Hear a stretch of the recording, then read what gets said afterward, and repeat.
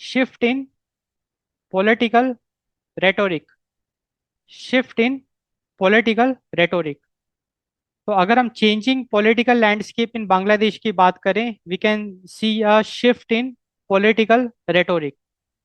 So the language of politics has moved from identity and ideology to performance and service delivery। ये एक बहुत बड़ा shift हमको देखने को मिल रहा है। तो बांग्लादेश में अभी आइडेंटिटी एंड आइडियोलॉजी से हटकर लोग परफॉर्मेंस एंड सर्विस डिलीवरी की बात कर रहे हैं। क्योंकि अभी तक क्या था, देखो, शेख हसीना या बांग्लादेश आवामी लीग को इसलिए लोग पसंद करते थे क्योंकि बांग्लादेश के इंडिपेंडेंस में भी उनका एक काफी बड़ा योगदान रहा उस पॉलिटिकल पार्टी का। एंड एक आइडियोलॉजी एंड एक आइडेंटिटी बन गई थी। तो आइडेंटिटी एंड आइडियोलॉजी के दम पे उनको वोट मिलते थे, ना कि परफॉर्मेंस एंड सर्विस डिलीवरी के दम पे। बट जिस तरीके से बांग्लादेश में करप्शन हुआ एंड बहुत सारी चीजें लोगों ने देखी, तो लोग भी समझदार हो गए, सिटीजन समझदार हो गए। And now we can see a shift in political rhetoric, wherein now people are not looking at identity and ideology, rather people are looking at performance and service delivery. So now in Bangladesh we can see issue based voting। in Bangladesh we can see issue based voting। तो जो बांग्लादेश में 2026 का general elections हुआ था in the month of February 2026 में बांग्लादेश में general elections हुआ था। वहां पे voters in urban centres voters in urban centres they prioritize inflation control, job creation, and judicial independence over party loyalty.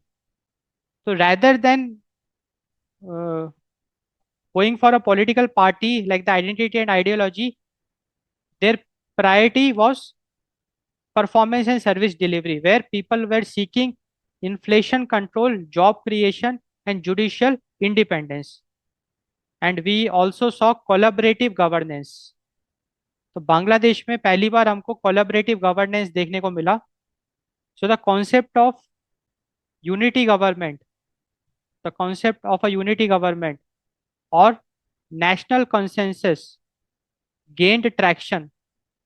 And इसका सबसे बड़ा एग्जांपल यही है कि बांग्लादेश जमात ई इस्लामी, बीजेआई जो पॉलिटिकल पार्टी है, उसने 10 अदर पॉलिटिकल पार्टीज के साथ मिलकर एक अलायंस बनाया एंड उस अलायंस ने इलेक्शन लड़ा। तो बांग्लादेश में जो 2026 में जनरल इलेक्शन हुआ था, तो वहां पे बीजेआई ने एक अलायंस बना के इलेक्शन लड़ा and it signalled a move away from the winner takes all mentality of the past. क्योंकि अभी तक होता क्या था कि बांग्लादेश में डियोपोली चलती थी, डियोपोली डायनेस्टी, मतलब कि सिर्फ दो पॉलिटिकल पार्टी का राज था, Bangladesh Awami league and Bangladesh nationalist party.